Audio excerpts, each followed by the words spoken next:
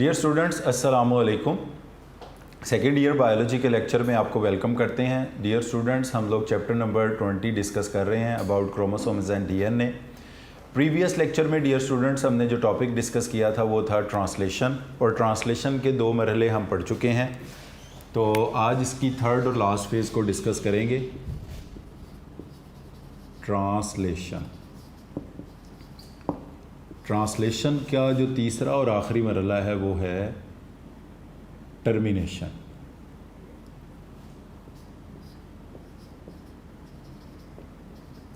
Termination third मरहला इसका है। तो थोड़ा सा मैं आपको बैकग्राउंड भी बता दूं ताकि आप लोगों को आइडिया हो जाए इसका। हमने इनिशिएशन के बारे में पढ़ा था कि किस तरह ट्रांसलेशन का प्रोसेस स्टार्ट होता है, फिर हमने इलोंगेशन के बारे में पढ़ा कि किस तरह से इलोंगेशन होती है ट्रांसलेशन में। तीसरा जो हमारा प्रोसेस है वो टर्मिनेशन ये रह गया था।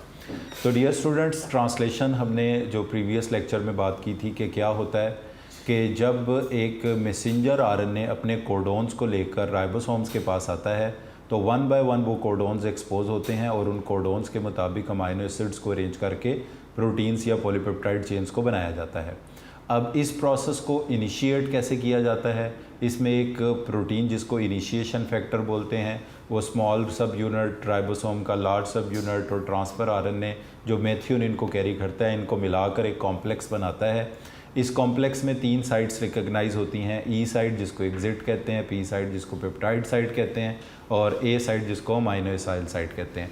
इसके बाद डियर स्टूडेंट्स इलोंगेशन फैक्टर आ जाता है और इसकी डायरेक्शन 5 to 3 होती है, जो ट्रांसफ़र आरएनए को कैरिंग अमाइनो एसिड बाइंड करवाता है टू दी ए साइट। अब 2 ट्रांसफ़र आरएनए, एक पी साइट पर एक ए साइट पर, इन दोनों के बिटवीन पेप्टाइड बॉन्ड डेवलप होता है और इस रिएक्शन को कैटालाइज करता है लार्ज सब यूनिट ऑफ अमाइनो एसिड।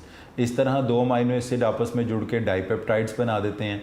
फिर इसके पूरा कॉम्प्लेक्स 3 न्यूक्लियोटाइड अहेड चला जाता है, जो एम्प्टी ट्रांसफ़र आरएनए यानी जिसने अपना अमाइनो एसिड पॉलीपेप्टाइड चेन में ऐड करवा दिया, वो ई साइट पर आ जाता है। जिसके साथ पॉलीपेप्टाइड चेन लगी है वो पी साइट पर आ जाता है और एक नया जेनेटिक कोड एक्सपोज हो जाता है ए साइट पर।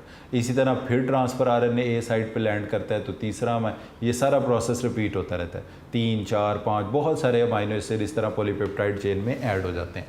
तो यहाँ पर अब हम तीसरे और आखिरी प्रोसेस की तरफ हैं पढ़ने जा रहे हैं, जो कि है टर्मिनेशन।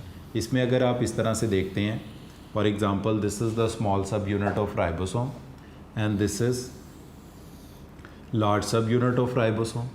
इसके साथ ये लगा हुआ है एक ट्रांसफ़र आरएनए और ये कौन सी साइट है, पी साइट है, और ये कौन सी साइट है, ई साइट है। इस ट्रांसफ़र आरएनए के मॉलिक्यूल के साथ एक बहुत बड़ी पॉलीपेप्टाइड चेन जो है वो अटैच है। अब मैं ये आर्बिट्रेरी एक सीक्वेंस लिख देता हूँ, A1, A2, ये अमाइनो एसिड्स हैं सारे, ये इसके साथ अटैच्ड है। मतलब कोई भी ये अपनी तरफ से आप लिख सकते हैं। अच्छा, अब इसमें ये साइट कहलाएगी ए साइट। अब डियर स्टूडेंट्स, अगर ऐसा हो कि जो ए साइट है इस पर स्टॉप कोडोन अपीयर हो, स्टॉप कोडोन 3 होते हैं, UAA, UGA, UGA, UAG, ये 3 स्टॉप कोडोन्स हैं। और स्टॉप का मतलब ये है कि they do not code for any amino acid, ये किसी भी अमाइनो एसिड को कोड नहीं करते। तो they do not code for any amino acid, इनको हम कहते हैं स्टॉप कोडोन। अब स्टॉप कोडोन बिकॉज किसी भी अमाइनो एसिड को कोड नहीं करते, तो ना इनके साथ ट्रांसफ़र आरएनए बाइंड करता है, बल्कि इनके साथ एक प्रोटीन बाइंड करती है जिसको हम कहते हैं रिलीज़ फैक्टर या टर्मिनेशन फैक्टर। तो यहाँ पर इसी तरह इस पूरे प्रोसेस में ये जो हम पढ़ रहे हैं, ट्रांसफ़र आरएनए, पॉलीपेप्टाइड चेन इसके साथ अटैच है,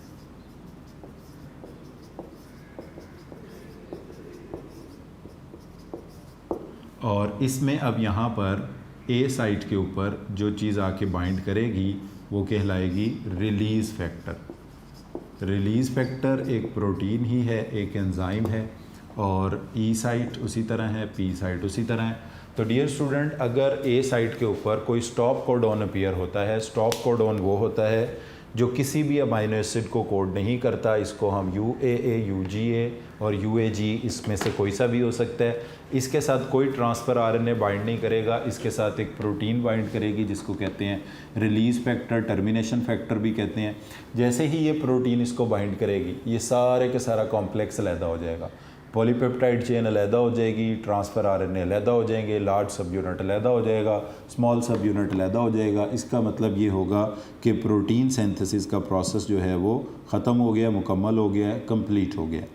तो इसमें अब इस डायग्राम को अगर आप देखें 146 पहले हम पढ़ लेते हैं इसको, 145 पेज का last paragraph. Elongation continue in fashion until a chain terminating nonsense codon. ये आपको पता है स्टॉप कोडॉन को नॉन सेंस कोडॉन भी कहा जाता है। Is expose for example UAA, UGA, UAG, इनमें से कोई भी हो। Nonsense codon do not bind to transfer RNA, ये किसी ट्रांसफ़र RNA को बाइंड नहीं करता, बल्कि they are recognised by are release factor. ये एक टर्मिनेशन या रिलीज़ फैक्टर इनको रिकग्नाइज करता है। Protein that release the newly form. अब ये अगले पेज पर इस तस्वीर को आप देखें। पहली तस्वीर में पूरा कॉम्प्लेक्स दिखाया गया है जिसमें स्मॉल सब यूनिट है इस तरह का, जिसमें स्मॉल सब यूनिट है, लार्ज सब यूनिट है, मैसेंजर RNA है, E साइट है, A साइट है और P साइट के ऊपर आप ये देख सकते हैं पॉलीपेप्टाइड चेन लगी हुई है। अब यहाँ पर A साइट के ऊपर स्टॉप कोडॉन है, जैसे कि ये UAA है फॉर एग्ज़ाम्पल। अब इसके साथ बाइंड करने के लिए कौन आ रहा है? Release factor. जैसे ही ये रिलीज़ फैक्टर बाइंड किया A साइट पर, तो आपने देखा कि स्मॉल सब यूनिट, लार्ज सब यूनिट, सारी चीज़ें एक दूसरे से सेपरेट हो गई। हम इसको बना भी देते हैं यहाँ पे कि ये सारी चीज़ें एक दूसरे से सेपरेट हो गई। स्मॉल सब यूनिट अलग हो गया, लार्ज सब यूनिट अलग हो गया, tRNAs अलग हो गए और पॉलीपेप्टाइड चेन जो है वो अलग हो गई। तो इस तरह ये प्रोसेस जो है वो प्रोटीन सिंथेसिस का कंप्लीट हो गया। तो डियर स्टूडेंट, ट्रांसलेशन के प्रोसेस में ये पॉइंट एक हमारा रह गया था। तो ट्रांसलेशन के टॉपिक में जो चीज़ें आपने याद रखनी हैं, ख़ास तौर पर MCQs और लॉन्ग क्वेश्चन के पॉइंट ऑफ व्यू में, लॉन्ग क्वेश्चन आता तो कम है इसमें से, मगर आ भी सकता है। तो इसमें सबसे पहले इसमें से अगर लॉन्ग क्वेश्चन आता है तो मोस्टली इसकी इनिशिएशन के बारे में पूछा जाता है कि किस तरह से ट्रांसलेशन के दौरान इनिशिएशन कॉम्प्लेक्स बनता है या इलोंगेशन कॉम्प्लेक्स। तो कोई तीनों में से एक चीज़, इनिशिएशन पूछें तो आपने वही लिखनी है स्टार्ट करने के बाद, इलोंगेशन पूछें तो वही लिखनी है और टर्मिनेशन पूछें तो वही लिखनी है और उससे रिलेटेड तस्वीरें ही आपने इसकी बनानी है ज़्यादातर, मगर इनिशिएशन कॉम्प्लेक्स के बारे में पूछा जाता है। मगर यहाँ पर जो शॉर्ट क्वेश्चंस हैं वो ये हैं, ट्रांसलेशन की डेफिनेशन, ट्रांसफ़र RNA और उसके साथ एंटीकोडॉन की definition, amino acid tRNA synthetase activating enzyme भी जिसे कहते हैं, उसका क्या रोल है, वो क्या होता है, ये पूछा जाता है। और ख़ास तौर पर ये जो 3 टर्म्स थी, E साइट डिफ़ाइन करने के लिए आ सकती है, P साइट डिफ़ाइन करने के लिए आ सकती है, A साइट, तो ये क्या होती हैं। तो यही मोस्टली चीज़ें हैं जो इसमें शॉर्ट वगैरह, और ख़ास तौर पे ये E साइट, P साइट और A साइट के MCQ भी इसमें से आते हैं। तो डियर स्टूडेंट, ये टॉपिक यहाँ पर कंप्लीट हो गया है हमारा। अब हम मूव करते हैं इस चैप्टर के नेक्स्ट टॉपिक की तरफ, जो कि है mutation. The next topic from this chapter is mutation. In fact ये चैप्टर का लास्ट टॉपिक है।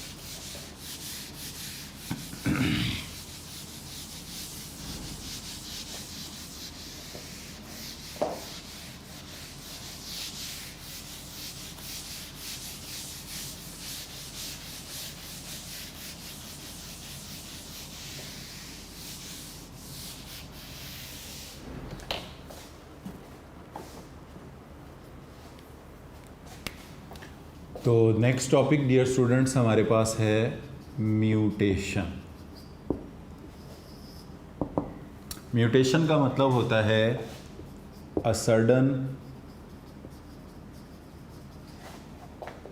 Change in DNA। A sudden change in DNA is called mutation.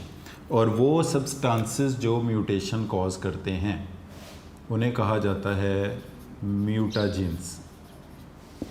Mutagens का मतलब होता है म्यूटेशन कॉजिंग एजेंट्स। म्यूटेशन करने वाले सब्सटेंस, कोई भी जो भी चीज़ रिस्पॉन्सिबल हो म्यूटेशन की, इसको कहा जाता है म्यूटाजेंस। डियर स्टूडेंट्स, यहाँ पर एक इन्फॉर्मेटिव बात शेयर की गई है म्यूटेशन के हवाले से।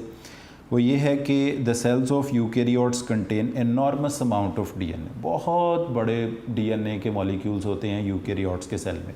फॉर एग्जांपल, अगर हमारे पास 46 क्रोमोसोम्स हैं तो हर क्रोमोसोम में एक एक डीएनए का मॉलिक्यूल है। अगर वो डुप्लीकेटेड हैं तो दो दो डीएनए के मॉलिक्यूल हैं।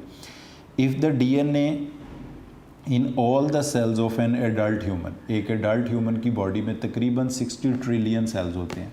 हर सेल के हर क्रोमोसोम के डीएनए को अगर ऐसे स्ट्रेट लाइन अप करें तो वो हमने तकरीबन कहा था कि चैप्टर के शुरू में भी कि अगर आप एक किसी टिपिकल क्रोमोसोम के डीएनए को स्ट्रेट लाइन अप करें तो वो 5 सेंटीमीटर का बनता है। तो इस तरह अगर हम एक सेल में 46 क्रोमोसोम और पूरी बॉडी के तकरीबन 60 ट्रिलियन सेल्स के डीएनए को इकट्ठा करें तो ये कितना डिस्टेंस बनता है? नियरली 100 बिलियन किलोमीटर्स ये बनता है। 100 बिलियन किलोमीटर्स, जो कि 60 time to the distance between Jupiter and Earth है। यानी ज़मीन से अगर आप जो प्लैनेट है जुपिटर उस तक जाएं तो आप 60 चक्कर लगा सकते हैं बिटवीन जुपिटर एंड अर्थ। तो इतना बड़ा डीएनए एक एडल्ट ह्यूमन बॉडी के अंदर मौजूद होता है, एक सेल में नहीं, तमाम सेल्स के तमाम क्रोमोसोम्स में। तो ये एमसीक्यू का पॉइंट भी है कि अगर एक एडल्ट ह्यूमन बॉडी के तमाम सेल्स के तमाम क्रोमोसोम्स के डीएनए को लाइंड अप किया जाए तो वो कितना बनता है? 100 बिलियन किलोमीटर। और ये जुपिटर और अर्थ के डिस्टेंस के कितने टाइम्स है? 60 टाइम्स है। अच्छा, उसके बाद डियर स्टूडेंट्स, इतना बड़ा जब डीएनए ह्यूज अमाउंट में, एनॉर्मस अमाउंट में मौजूद होता है तो कहीं डीएनए के अंदर बनने में, टूटने में, नया बनने में कोई ख़राबी हो सकती है, कोई तब्दीली, कोई चेंज इसमें आ सकता है। तो change in DNA occur due to mistake in replication. जब डीएनए से डीएनए बनता है तो इस प्रोसेस को हम कहते हैं रेप्लिकेशन। तो रेप्लिकेशन के दौरान कोई एरर, कोई ख़राबी, कोई मिस्टेक हो गई जिसके नतीजे में डीएनए में चेंज आ गया, और damage to the genetic message causing mutation, या कोई डैमेज हो गया। अब डैमेज किस वजह से होता है? जैसे एक्स रेज, आजकल की जैसे ये मॉडर्न वर्ल्ड है, हम इसमें रेडिएशन से बहुत ज़्यादा एक्सपोज्ड हैं। हमारी सराउंडिंग में बहुत सारी इलेक्ट्रिकल डिवाइसेस हैं जो कि रेडिएशन एमिट करती रहती हैं, जैसे कि सेल फ़ोन, इसमें मोबाइल के सिग्नल्स हैं, इंटरनेट के सिग्नल्स हैं। तो हम ये ऑल द टाइम अपने साथ एक रेडिएशन को कैरी कर रहे हैं। इसके अलावा लैपटॉप्स हैं, इसके अलावा कंप्यूटर की डिवाइसेस हैं, इसके अलावा एयर कंडीशनिंग सिस्टम है, लाइटनिंग सिस्टम्स हैं।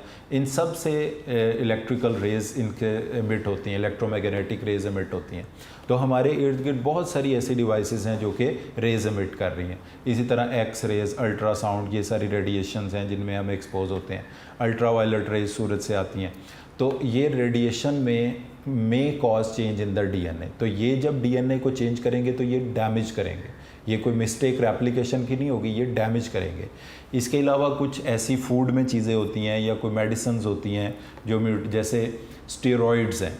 तो ये बहुत ज़्यादा कहा जाता है कि स्टेरॉइड्स ना खाएं, स्टेरॉइड बहुत नुकसान देते हैं। तो स्टेरॉइड्स के बहुत ज़्यादा नुकसान है, मगर स्टेरॉइड के तमाम नुकसान में सबसे बड़ा नुकसान स्टेरॉइड्स का ये है कि स्टेरॉइड्स में कॉज म्यूटेशन, में डैमेज द डीएनए, वो डीएनए को डैमेज कर सकते हैं। तो ये मैंने यहाँ पे लिखा भी है कि वो चीज़ें जो म्यूटेशन कॉज करती हैं इनको हम कहते हैं म्यूटाजेंस। फॉर एग्ज़ाम्पल इसमें आप लिख सकते हैं रेडिएशंस मुख्तलिफ़ किस्म की होती हैं, और आप इसमें लिख सकते हैं स्टेरॉइड्स, ठीक है, और भी इसमें एट्सेट्रा कुछ एनवायरमेंटल फैक्टर वगैरह इसमें म्यूटेशन का बाइस बन सकते हैं।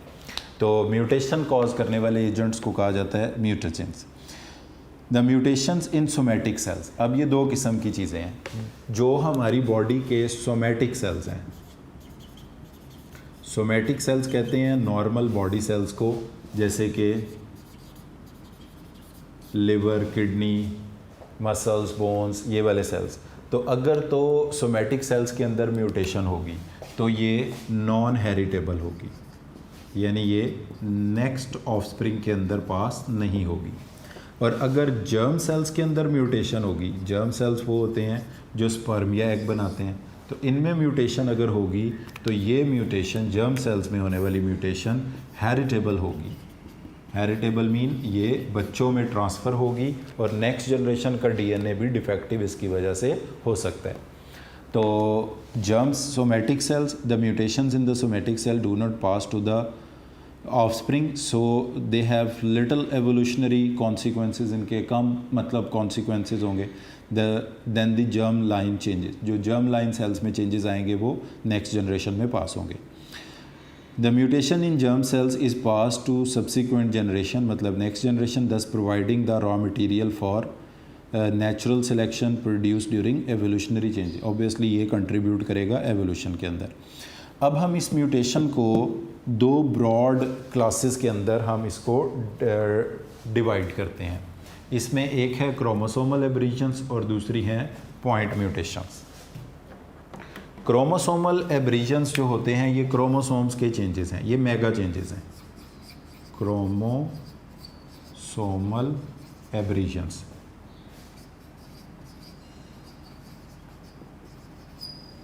chromosomal aberrations are mega changes, mega। अब क्या मतलब होगा डियर स्टूडेंट्स मेगा चेंज का? यानी इसके वजह से कोई क्रोमोसोम जो है हो सकता है सेल के अंदर ऑर्गेनिज्म के अंदर कम हो जाए। जैसे आप 21 चैप्टर मतलब हमने पहले वो डिस्कस कर लिया है, वैसे बुक की सीक्वेंस में वो बाद में आता है चैप्टर, तो उसमें हमने नॉन डिसजंक्शन को डिस्कस किया था, जिसमें किसी पर्सन के अंदर 46 की बजाय 45, 47, 48, 49 क्रोमोसोम भी हो सकते हैं। तो अगर क्रोमोसोम कम हो जाते हैं, ज़्यादा हो जाते हैं, तो ये मेगा चेंज है, इसको हम कहेंगे क्रोमोसोमल एब्रीजन, और ये पूरे के पूरे क्रोमोसोम इसके अंदर इन्वॉल्व होंगे। दूसरी जो चेंजेस आते हैं वो थोड़े छोटे लेवल पर इन्वॉल्व हैं, इसको कहते हैं पॉइंट म्यूटेशन। पॉइंट म्यूटेशन का मतलब ये होता है change in sequence, change in sequence तो ऑफ न्यूक्लियोटाइड, न्यूक्लियोटाइड की सीक्वेंस में कोई चेंज आ जाए तो इसको हम कहते हैं पॉइंट म्यूटेशन। तो म्यूटेशन की दो ब्रॉड क्लासिफाइड टाइप्स हैं, एक chromosomal aberrations which are mega changes और point mutation which are micro changes हैं। तो अब हम इनकी डिटेल को स्टडी करते हैं। सबसे पहले बात करते हैं क्रोमोसोमल एब्रीजन्स की।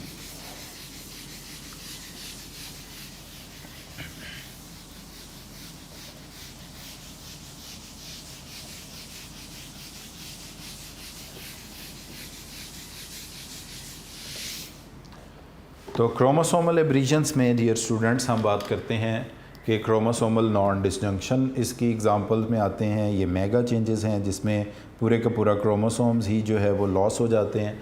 और क्रोमोसोमल एब्रीजन,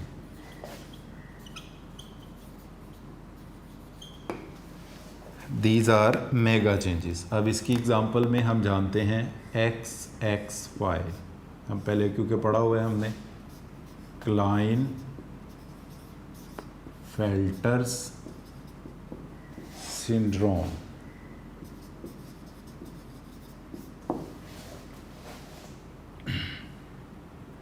टू n + 1 + 1 47 वाला, 21st पेयर की डाउन सिंड्रोम। ये सारी की सारी क्रोमोसोमल नॉन डिसजंक्शन की वजह से हैं। नॉन डिसजंक्शन का मतलब है chromosomes fail to segregate, chromosome separate नहीं हुए, अलहदा नहीं हुए, फेल टू सेग्रीगेट, और जिसकी वजह से या तो क्रोमोसोम कम हो गए या ज़्यादा हो गए। तो chromosomal aberrations, point mutation, dear book से देख लें ज़रा। Chromosomal aberrations are mega changes which involve presence of an extra chromosome or loss of a chromosome from diploid number of chromosome। यानी 46 अगर ह्यूमन बीइंग में है तो वो 45 हो जाए, 47, 48, यानी ज़्यादा या कम दोनों तरह से क्रोमोसोमल एब्रीजन है। और ऑब्वियसली ये नॉन डिस्टिंक्शन की, loss of chromosome from diploid number of chromosome, और चेंजेस लाइक डिलीशन, यानी क्रोमोसोम का कोई पार्ट जो था वो डिलीट हो गया। इंसर्शन, कोई नया पार्ट उसमें आके ऐड हो गया, इन्वर्जन, वो उलट गया, एट्सेट्रा। इस तरह के जो चेंजेस हैं क्रोमोसोम के अंदर अगर आते हैं तो वो भी क्या कहलाएंगे, क्रोमोसोमल एब्रीजन्स कहलाएंगे। अब इसकी एग्जांपल में ये डाउन सिंड्रोम, क्लाइनफेल्टर सिंड्रोम है, टर्नर सिंड्रोम भी है, जैकब सिंड्रोम भी है, मेटाफेमियल भी है, एडवर्ड भी है, पैटियू भी है, ये हम 21 चैप्टर के अंदर हमने पढ़े हुए हैं। अच्छा, अब आते हैं हम दूसरी म्यूटेशन की तरफ जिसको हम कहते हैं point mutation. Point mutation involve the changes in the sequence of nucleotide. Point mutation involve करती है changes in the sequence of nucleotides, जिसकी हम एग्जाम्पल पहले भी पढ़ चुके हैं, दोबारा डिस्कस कर लेते हैं उसको। सिकल सेल एनीमिया की हमारी बुक में जो एग्जाम्पल इसके हवाले से डिस्कस की गई है वो है सिकल सेल एनीमिया।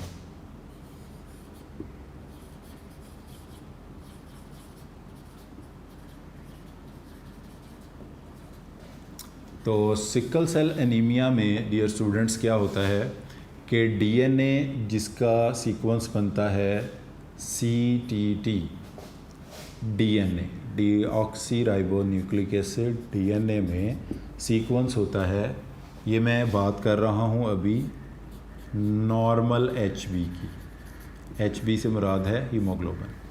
तो डीएनए में सीक्वेंस अगर होगा CTT तो ट्रांसक्रिप्शन के नतीजे में ये सीक्वेंस बन जाएगा GAA। अच्छा, अब ये GAA किस में होगा, ये होगा मैसेंजर RNA में कोडोन, जेनेटिक कोडोन, जो कि स्पेसिफाई करता है एक ख़ास अमाइनो एसिड को। अब GAA जिस अमाइनो एसिड को स्पेसिफाई करेगा उसका नाम है ग्लूटामिक एसिड। ये लगा होता है glutamic acid at 6th position of beta chain in haemoglobin. तो ये हो गई हमारे पास पॉलीपेप्टाइड, और ये प्रोसेस कहलाता है ट्रांसलेशन। तो डियर स्टूडेंट्स, अगर आप इसको देखें कि डीएनए में जो सीक्वेंस है वो है CTT, cytidine thymidine thymidine. Transcription जो कि सेंट्रल डोगमा का पहला मरला है, इसके नतीजे में ये इंफॉर्मेशन कन्वे हुई मैसेंजर RNA को, और इसका जो कोडोन बना वो बना GAA। उसके बाद सेकेंड स्टेप है सेंट्रल डोगमा का ट्रांसलेशन, जिसमें पॉलीपेप्टाइड या प्रोटीन बनता है, और इससे जो पॉलीपेप्टाइड या प्रोटीन बना उसमें अमाइनो एसिड लगा हुआ है, इसका नाम है ग्लूटामिक एसिड, और ये इसकी कौन सी पोजीशन पर है, 6th पोजीशन पर है बीटा चेन की। तो sickle cell anaemia dear students वो ये अभी हमने नॉर्मल को डिस्कस किया। सिकल सेल एनीमिया वो डिसऑर्डर है जिसमें ये वाला थायामीन रिप्लेस हो जाता है एडेनिन के साथ। This thymine is replaced with adenine, यानी ये इंफॉर्मेशन CTT की बजाय बन जाएगी CAT।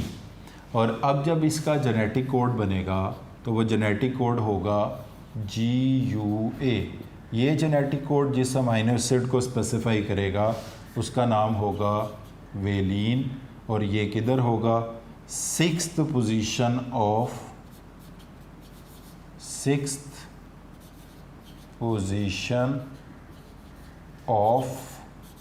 Beta chain, 6th position of beta chain पर। और ये जो अब हम डिस्कस कर रहे हैं ये हम कर रहे हैं सिकल सेल HB हीमोग्लोबिन के लिए।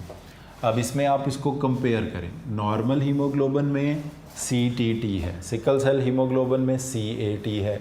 1 thymine is replaced with this adenine, तो सीक्वेंस ऑफ न्यूक्लियोटाइड डीएनए में चेंज हो गई। तो जब भी किसी न्यूक्लियोटाइड की तरतीब बदलती है डीएनए के अंदर, इसको हम नाम देते हैं पॉइंट म्यूटेशन का। तो इसमें क्रोमोसोम कम ज़्यादा नहीं हुए, इसमें सिर्फ और सिर्फ क्या हुआ है कि सीक्वेंस ऑफ न्यूक्लियोटाइड चेंज हो गई है डीएनए के अंदर, और CAT में कोड जो है वो CTT की बजाय CAT हो गया, और मैसेज जो GAA कन्वे होना चाहिए था वो GUA कन्वे हुआ। तो जिसकी वजह से अमाइनो एसिड जो स्पेसिफाई होना चाहिए था वो ग्लूटामिक एसिड है, उसकी जगह वेलिन लग गया।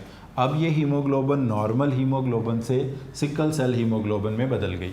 अब नॉर्मल हीमोग्लोबिन होती है तो उसमें रेड ब्लड सेल इस तरह से बाइकनकेव डिस्क लाइक होते हैं, जबकि सिकल सेल हीमोग्लोबिन के अंदर जो रेड ब्लड सेल्स होते हैं RBCs वो इस तरह के सिकल शेप्ड होते हैं and they are unable to transport oxygen. तो इस पॉइंट म्यूटेशन की वजह से जो डिसऑर्डर वजूद में आया उसका नाम है सिकल सेल एनीमिया। अब डियर स्टूडेंट, इसकी जेनेटिक बेसिस को जो बुक में वर्डिंग्स यूज़ किए हैं हम उधर से भी देख लेते हैं। Point mutations are mutational changes which affect the message itself, यानी ये मैसेज ही चेंज हो गया ना, CGT की बजाय वो CAT हो गया, GAA GUA में कन्वर्ट हो गया। Producing alteration in the sequence of DNA nucleotides, ये अगले पेज पे इसका टेबल है, उसको भी डिस्कस करते हैं।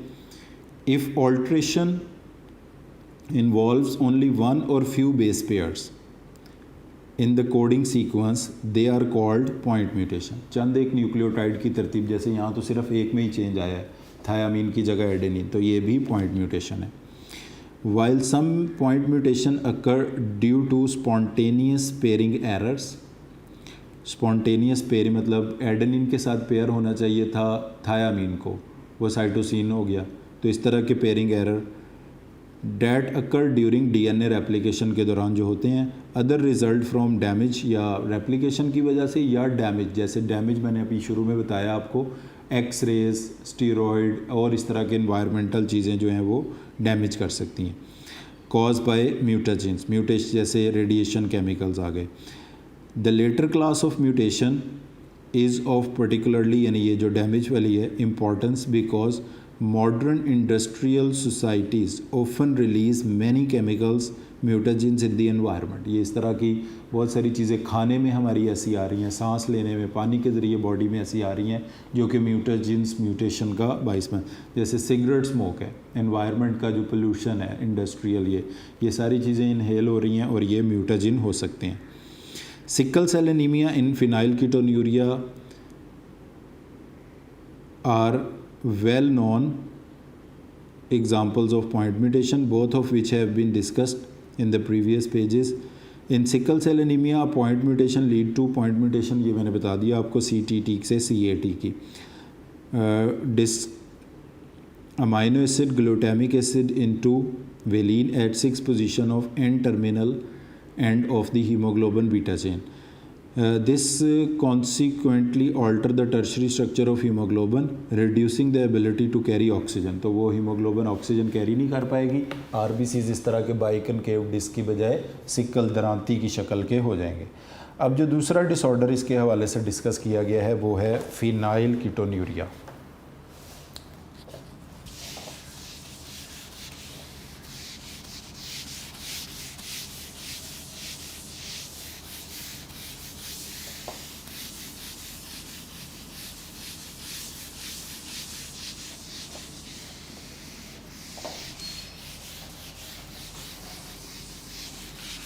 तो सेकेंड एग्ज़ाम्पल डियर स्टूडेंट इसकी जो हम पढ़ेंगे वो है फिनाइलकीटोन्यूरिया।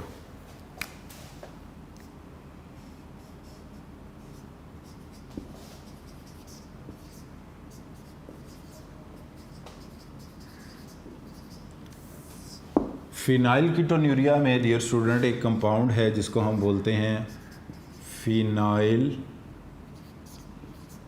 एलानिन, और इसको ब्रेक करने वाले एंजाइम को बोलते हैं फिनाइल एलानिन हाइड्रोक्सीलेज।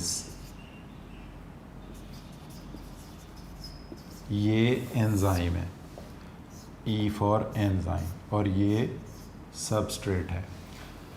तो डियर स्टूडेंट, फिनाइल कीटोन्यूरिया की डिज़ीज़ के अंदर क्या होता है कि ऐसे पर्सनस जिनकी बॉडी के अंदर फिनाइल एलानिन हाइड्रोक्सिलेज एंजाइम नहीं बनता, तो उनकी बॉडी अनएबल टू कैटाबोलाइज होती है फिनाइल एलानिन, उनके ब्लड में इकट्ठा होता है फिनाइल एलानिन और अल्टीमेटली यूरिन में पास होता है, फ्रूटी स्मेल का यूरिन उनसे प्रोड्यूस होता है। इस कंडीशन को हम कहते हैं फिनाइल कीटोन्यूरिया। तो ये बुक से देख लें, phenylketonuria, phenylalanine is not degraded mean catabolise because of the defective enzyme phenylalanine hydroxylase. Phenylalanine consequently accumulate in the cells leading to mental retardation. इससे mental retardation हो सकती है। Nervous system, brain fails to develop in infancy. This order is because of the point mutation. तो ये DNA में change की वजह से ये डिसऑर्डर पैदा हुआ है। पेज नंबर डियर स्टूडेंट है 147। इसमें ये कुछ चीज़ दिखाई हुई है, एक ये सीक्वेंस दिखाई हुई है। Normal B protein is produce by B gene. ये 3 जीन दिखाए हुए हैं ABC, अगर कोई म्यूटेशन नहीं है। अब पॉइंट म्यूटेशन इसमें बेस सब्स्टिट्यूशन है, substitution of one or few basis. जैसे ये अभी हमने ये एग्जांपल पढ़ी है इससे पीछे सिकल सेल एनीमिया की, वो बेस सब्स्टिट्यूशन ही थी, उसमें थायामीन एडेनिन के साथ रिप्लेस हो गया था। तो इस तरह से कोई बी जीन में बेस सब्स्टिट्यूशन हो जाए तो कॉन्सिक्वेंस क्या होगा? B protein is inactive because changed amino acid disrupts the function, तो वो बी प्रोटीन डिफेक्टिव हो जाएगी। या addition of one or few bases हो गया बी जीन के अंदर, इससे भी क्या होगा? बी प्रोटीन इनएक्टिव होगी और वो अपना प्रॉपर फंक्शन नहीं कर पाएगी। या बी पोर्शन में से कुछ loss of one or few basis, तो भी यही होगा। तो अगर तो कुछ बेसिस चेंज होते हैं जैसे एडेनिन, थायामीन या कोई और, तो इसको सब्स्टिट्यूशन पॉइंट म्यूटेशन की एक टाइप हो सकती है, एडिशन हो सकती है, डिलीशन हो सकती है, और changes in the gene position भी हो सकते हैं। यानी ABC की बजाय वो CACB हो जाए, तो इसको आप ट्रांसपोजिशन का नाम देते हैं। और क्रोमोसोमल रीअरेंजमेंट, यानी वो B जीन जो है एक क्रोमोसोम से किसी और जीन के ऊपर चला गया। तो इन सारे केसेस के अंदर न्यूक्लियोटाइड की सीक्वेंस में चेंज आता है फ्यू और मोर बेसिस के अंदर। जैसे कि ये क्या क्या चीज़ें हैं इसमें? सब्स्टिट्यूशन है, बेस सब्स्टिट्यूशन है, इसके अलावा एडिशन है, इसके अलावा इसमें डिलीशन है, ट्रांसपोजिशन है, और इसमें क्रोमोसोम की रीअरेंजमेंट है। तो ये सारी भी टाइप हो सकती हैं पॉइंट म्यूटेशन की, अगर ये जस्ट इन्वॉल्व हैं सीक्वेंस ऑफ न्यूक्लियोटाइड्स में चेंजेस पैदा करने तक, क्रोमोसोम के काम ज़्यादा करने वाली बात। तो डियर स्टूडेंट, आज के टॉपिक में हमने पॉइंट म्यूटेशन के टॉपिक और उसकी 2 टाइप्स, क्रोमोसोमल एब्रीजन, पॉइंट म्यूटेशन, और उनकी एग्जांपल्स को डिस्कस किया है। यहाँ पर हमारा थ्योरेटिकल पॉइंट ऑफ व्यू से इस चैप्टर का ये लास्ट टॉपिक था जो कंप्लीट हो गया, और इससे प्रीवियस लेक्चर का टॉपिक भी आज हमने कंप्लीट किया है, आपने देखा ट्रांसलेशन का। तो आज के लेक्चर को डियर स्टूडेंट्स हम इधर ही वाइंड अप करते हैं। Thank you very much for today.